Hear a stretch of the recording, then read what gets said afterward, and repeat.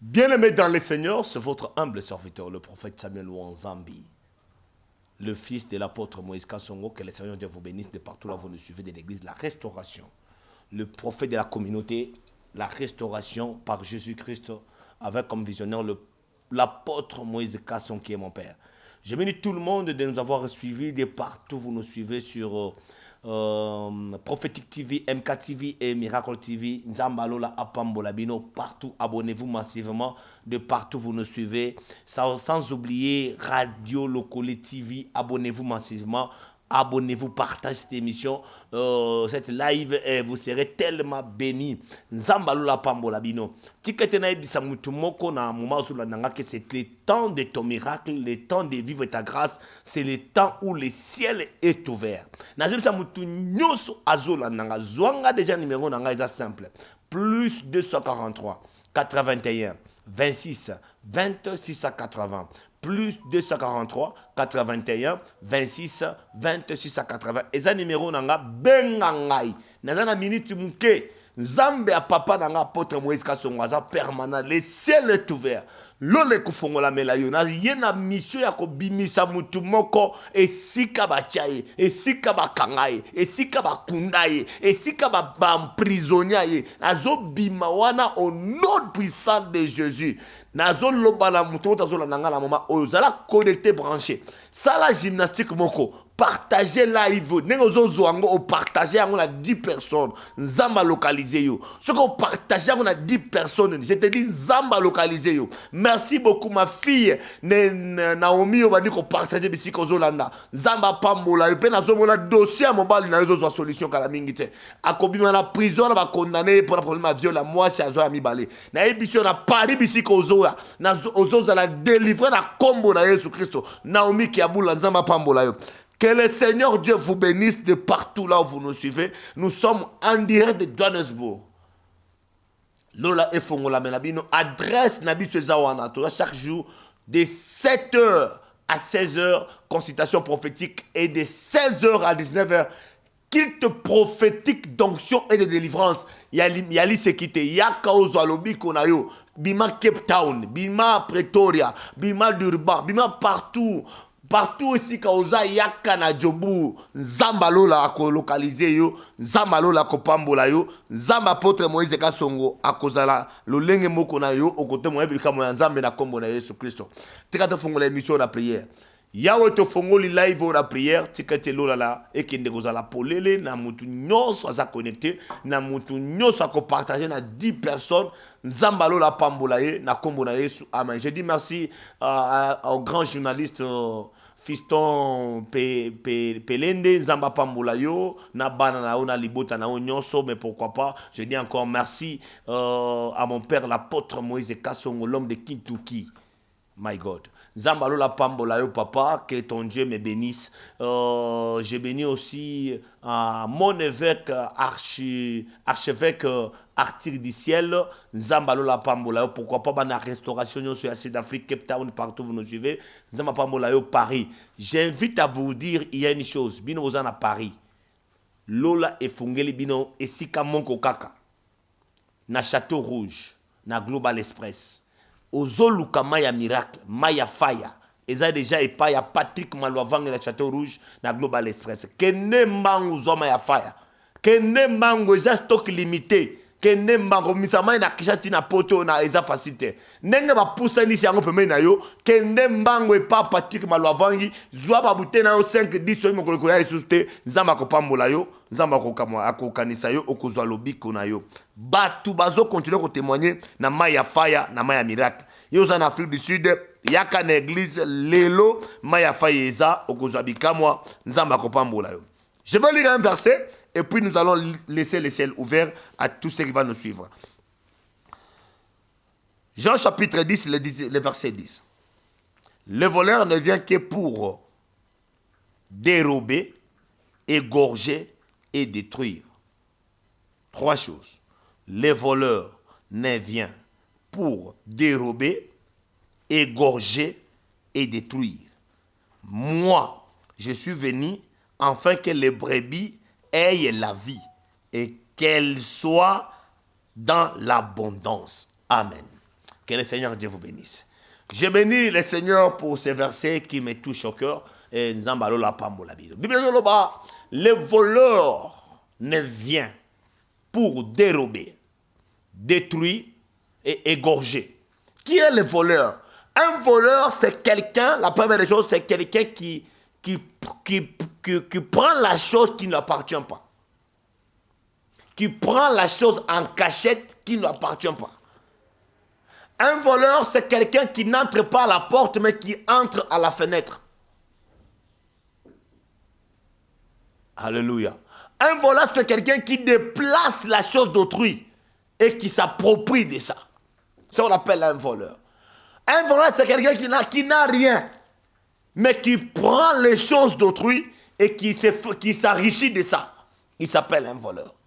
Vous allez comprendre, quand Jésus parlait du voleur, c'est la personne qui n'avait rien, mais aujourd'hui les riches, il parle du diable. Il parle du monde des ténèbres. Parce que le diable a été dépourvu au ciel et il est descendu sur la terre sans rien dans ses poches, sans rien dans ses mains. Mais quand vous allez lire le livre de Luc, vous allez comprendre que le diable dit à Jésus, tout m'a été donné parce qu'il a volé ça. Ça ne lui appartient pas. Ça appartient à Adam et Ève. Mais il a volé ça. Il a pris ça. Écoutez bien les mains dans le Seigneur. Quand les voleurs arrivent dans ta vie, la première des choses, ils dérobent. Dérober, cela veut dire qu'on change de destination. Qu'on change de destination et loco. Qu'on benda, qu'on déplace et loco. Qu'on zalabisi, qu'on za. Zoka étoile na yo. Basi ba dérober yango. Basi ba baïba yango. Basi ba déplacer yango. Yo kali tout ça d'étoile à libala. Zoka kenda kala. Oza l'étoile à moussa le kenda kala. Zoka tata mwasi na yo ndoki moibi a déplacer yango apesa batu mosusu apesa libota na ye apesa bana na ye apesa na ye biso apesa azwa ya yo apesa mutu mosusu. Alléluia. Vous allez comprendre une chose. Vous allez comprendre une chose. On a dérobé même le sang de l'agneau. On a donné ça à Joseph. Le sang n'était pas à Joseph, mais on a pris le sang d'agneau, bah pèse yango lamba à Joseph, bah yebisi Jacob, ye oyo. Aïe aïe aïe aïe. Aïe aïe aïe aïe. Bah eko dérobé une bénédiction à Esaü, bah pèse yango Jacob à Rebecca. Vous allez comprendre? Moutako dérobé loko naza musikate. A pembeni na yo. La deuxième des choses, ceux qui moïb ya na kacha vi na yo, à part qu'on déplacer, ayaka qu'on détruire. Ba détruira kailoko eza kotongama te. Ba détruira kailoko ese tongama. Écoute ça bien aimé dans la vie. Ozu tamola ina kacha vi na yo. Ozu tamola ina kacha vi na yo. Ya kobongisa vi na yo. Ya kozana koma na standing moko ya vie. Mais ndoki moko aye ko détruire vi wana. Okoma kana musala, okoma na libala, okoma na bana, okoma na mbongo, okoma na vi moko boye. Mais tala ka ndoki moko akota, afongola porte, abuka porte na yo, miibi bakota, ba baby sanyoso. Ba détruira libala na yo. Ba détruira le diplôme na yo. Ba détruira musala na yo. Et l'autre ça détruit et ça a la valeur te. Et l'autre ça détruit et perd la valeur na ye. Ce qui est l'autre comme détruite, valeur na ye ici là. Tala nenge koma, valeur na ya bomutu ici là. Valeur à musala ici là. Valeur à libala ici là. Valeur à kobota ici là. Valeur nyoso ici là la kacha vi na yo. Pourquoi? Parce que Moïbi moko a détruit la vie na yo. Nani a détruit la vie na yo? Moïbi ndoki a vi na yo. La troisième des choses, après Koiba, après qu'on détruit, Moussala na ya mayasuka, ayaka ko égorger, ayaka ko bouma, ko bimisa bomo la kacha muntu. Écoute bien aimé dans le Seigneur, qu'est-ce qui est mort dans ta vie? Okotika na musala maboko zo ketika lebembe ya musala. Ozana kacha libala zo ketika lebembe libala. Ozana kacha fiancé ketika lebembe fiançailles. Etika lebembe. Ebembe ya vie. Pourquoi? Ndoki moko asi a détruira. Vomoibi moko asi a égorger vie na yo. A égorger musala na yo. A égorger libala na yo. A égorger bana na yo. Lelo na ye comme mela mutu moko comme na Yesu Kristo. Ye soki aye kopesa bomoi, aye ko zongisa bomoi. Je prophétise pour quelqu'un. Je prophétise pour quelqu'un que sa vie a été détruite. Je t'amène le Seigneur Jésus, le Dieu de mon père, l'apôtre Moïse Kassongo, que nous sommes avec lui, Seigneur Onesmo. Il vient restaurer ta vie. Il vient redonner ta vie, Makarebo Saka. Quand on restaure la vie, on renouvelle une chose. Ce qui était détruit va être bâti. On a pris ça de Jésus. On a dit, la deuxième gloire de cette maison sera plus grande que celle de la première maison. Écoutez, malgré ma baby, sa vie n'a yo, mais ce que tient les Zambé, la mise sur confiance, Zamba prophète Samuel, Zamba mon papa Nanga, apôtre Moïse qui a sur confiance, au Bengina numéro Oyo, plus 243, 81, 26, 20, 680. Nazonge numéro Nanga, plus 243, 81, 26, 20, 680. Ce que benga numéro oyo, Zambalo la kubanda ko visiter yo, akubanda ko localiser yo, oko témoigner, oko mona lobiko, oko mona bikamu nzambe, na kombo na Yesu. Na ebisho localise moi, ben ngai, et si kozola nanga, Zambalo la ko témoigner, na yamba appel à liboso. Merci. Oui, allô? Allô, papa. Oui, bonjour, papa. Oui, bonjour, papa. Nazo en direct dans Londres. O benga nga wapi ko monona?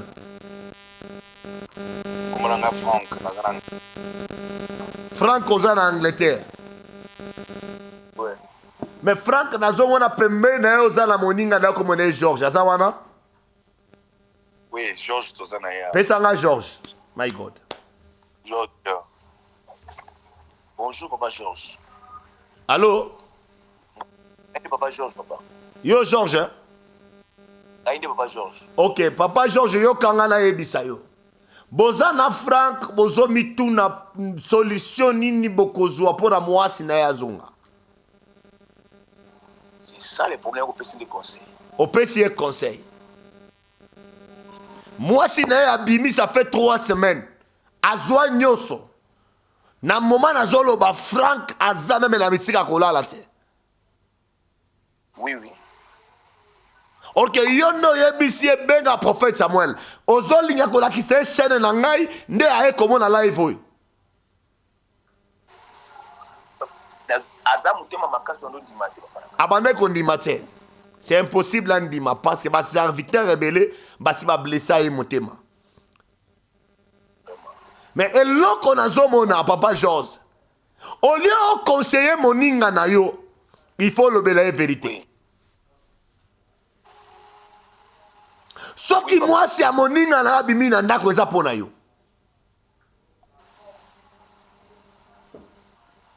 Papa.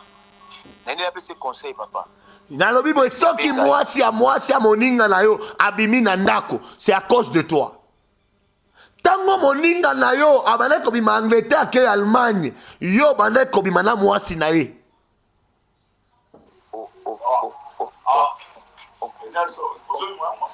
Yango wana baba Frank abimaka na mwasi na yo. Na mwana ya suka na bino Emiliane, c'est sa fille. Eza zemi na yo te. No prophète nazolanda abima nena mwasi na ngai. Ye abimaka na mwasi na yo yango asali ke mwasi na abima na ndako akende. Ah, mon cher, on est makambo vraiment zo sala ngai ba.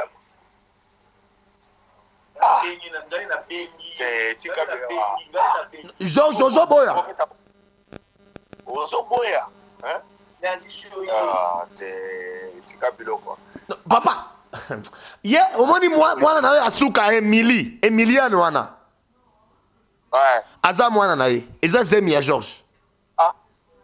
George. Soki on rappelle on rappelle ayebisa kayo asuspecta moi sina bimaka libanda. Est-ce que comme na mokilo camarade azara souté vraiment? Akozala ndenge nini yo zazo ba mobalo zo pesa moi sina confiance, o pesi moninga na confiance avec fiakanda kona yo. Ye wana c'était moi sina na moment oyo ye na déplacer ye azueli ye ndako esika mosusu bazo coucher na butu mobimba. Eh. Ambo zela zero. En fait vraiment oh makambo ke yakana. Georges akende te alobela o vérité. Nzamba lola pambola bino bakati téléphone nzamba pambola bino. Georges Yozongi Samwasi Abatu. Plus 243, 81, 26, 20, 680. Plus 243, 81, 26, 20, 680. Ben, numéro 1, l'ole fongola melo. Après la Zokota, na yamba yango. Oui, allô? Allô, papa? Oui, bonjour, madame. Bonjour, papa. Comment on a bien wapi? Comment on a Sœur Marie? Sœur Marie, nzamba lo la pambola yo. Amen, papa. Dans ozolo ba Sœur Marie, nazomona ba règle de la kokangama. Oui, oui. Et puis, ça fait 5 ans au monde à règle.